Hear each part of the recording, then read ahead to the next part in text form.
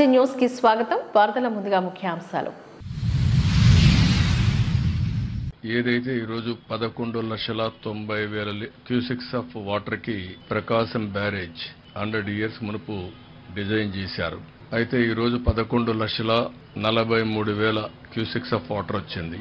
ఆ తర్వాతనే అనేక ప్రాజెక్టులు కట్టారు. పైన నాగార్ సాగర్ గాని, Pulichintala, Srisailam, జోరాల, Almatti, so many projects వచ్చాయి.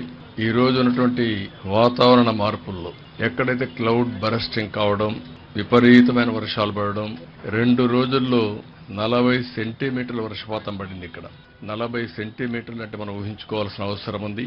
అంత పెద్ద ఎత్తున పడింది.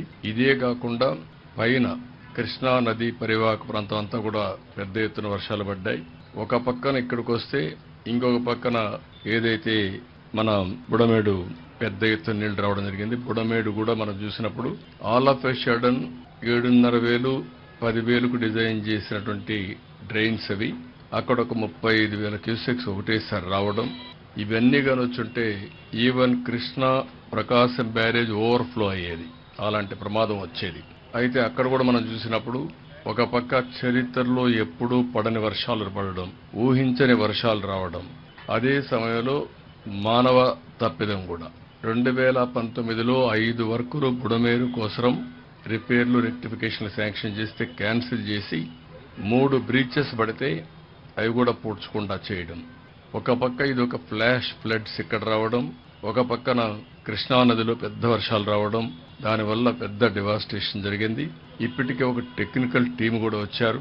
వాళ్ళు కూడా అనలైజ్ చేస్తున్నారు. వీలైతే ప్రకాశం బ్యారేజ్ 15 లక్షల క్యూసెక్స్ ఆఫ్ వాటర్ ని డిశ్చార్జ్ చేసే విధంగా ఇంప్రూవ్ చేయాల్సిన అవసరం ఉంది. ఇంకొక పక్కన బండ్స్ కూడా స్ట్రెంగ్తన్ చేయాల్సిన అవసరం ఉంది. అవన్నీ కూడా చాలా డీటెయిల్డ్ గా జరిగిన నష్టమంతా వారికి చెప్పాం. విజయవాడ టౌన్ మొత్తం అతలాకుతలం అయిపోయే పరిస్థితి వచ్చింది. అన్ని ఇండ్లలోకి నీళ్లు వచ్చాయి. బట్టలు కూడా లేకుండా ఏవైతే కట్టు బట్టలు ఉన్నాయో ఆవిడతోనే ఉండే పరిస్థితికి వచ్చారు. ఇంకొక పక్కన వాళ్ళ ఇంట్లో ఉండే అన్ని వస్తువులు, మామూలుగా గ్యాస్ కనెక్షన్ గాని, కుక్కర్ గాని, లేకుంటే ఫ్రిడ్జ్ గాని, టీవీ ఏది మిగిలే పరిస్థితి లేదు. వాళ్ళకుండే వాహనాలు కూడా ఒక స్కూటరో కారో లేకపోతే ఇంకోటి ఉంటే అవి కూడా దెబ్బతిన్నాయి. అన్ని ఎక్స్ప్లెయిన్ చేశాం. కేంద్రానికి రిపోర్టులు పంపిస్తున్నాం. ఈ రోజు బ్రీచ్ ని క్లోజ్ చేయడానికి ఆర్మీ కూడా వస్తున్నారు. వాళ్ళు కూడా 8 గంటలకు వచ్చి మనం చేసే ఎఫర్ట్స్ కి వారి యొక్క బెస్ట్ ప్రాక్టీసెస్ గాని, బెటర్ ఎక్విప్మెంట్ తో వస్తున్నారు. ఎన్ని ప్రయత్నాలు చేయాలనో అన్ని ప్రయత్నాలు చేస్తున్నాం. అన్ని విషయాలు కేంద్ర మంత్రి గారు చూశారు. నేను ఎప్పటికప్పుడు మీకు ఎక్స్ప్లెయిన్ చేస్తున్నాను. ఈ విల్ ఎక్స్ప్లెయిన్ నౌ. ఆయన మిగిలిన డీటెయిల్స్ చెప్తారు. దాన్ని బేస్ చేసుకుని మనం మాట్లాడుకుందాం. आंध्र प्रदेश में विजयवाड़ा में अभूतपूर्व संकट की स्थिति है। ऐसा पहले कभी देखा नहीं गया। एक साथ 400 मिलीमीटर बारिश और उसके कारण जल प्रलय की स्थिति उत्पन्न हुई। बुड़मेरू में कई ब्रीच हो जाने के कारण और अनपेक्षित पानी आने के कारण विजयवाड़ा में पानी भरा हुआ है। अभूतपूर्व संकट की स्थिति है। लेकिन मैं आंध्र प्रदेश के मुख्यमंत्री और देश के सम्मानीय नेता श्रीमान चंद्रबाबू नायडू गारू जी को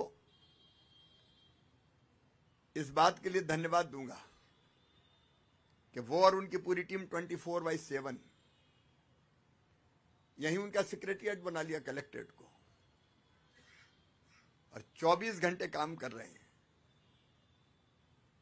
जब से ये संकट की स्थिति पैदा हुई, प्रदेश की सरकार ने सीएम साहब के नेतृत्व में दिन और रात काम किया और केंद्र ने भरपूर सहयोग किया। एनडीआरएफ की टीमें यहां काम कर रही है लगातार। एयरफोर्स के, नौसेना के हेलीकॉप्टर्स जितने मांगे गए, केंद्र सरकार ने, प्रधानमंत्री जी ने, होम मिनिस्टर साहब ने उनको भेजने का काम किया और दिन और रात राज्य सरकार के साथ मिलकर संकट की स्थिति से जनता को निकालने का प्रयास किया। और इसलिए इतने भयानक जल प्रलय के बाद भी ह्यूमन लॉस, मानव जीवन का नुकसान बहुत न्यूनतम हुआ है। अगर सरकार इतनी दक्षता से काम नहीं करती तो यह स्थिति बहुत भयावह हो जाती।